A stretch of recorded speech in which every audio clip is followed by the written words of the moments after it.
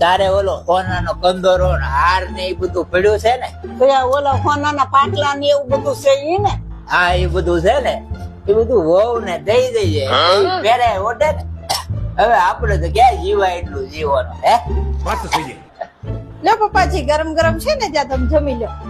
જો મમ્મીજી તમારે 11 છે ને તો તમે શીરો ખાઈ લેજો. કેમ બા? એટલે સપોર્ટ કરી ગરમ થઈ ગયા.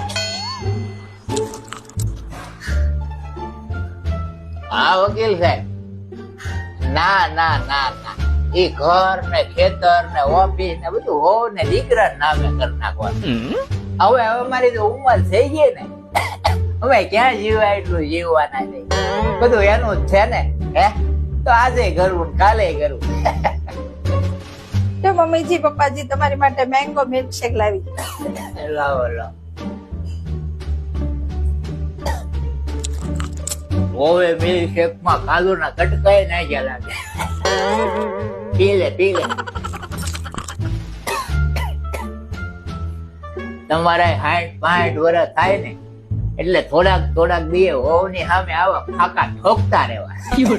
તો શું છે, બીજા 15 વીક નીકળી જાય આવના કાજુ વાળો મિલ્કશેક પીતા પીતા. બાકી તો તમને ખબર જ છે ના કર્યું. લે લે, સપોર્ટ કરે.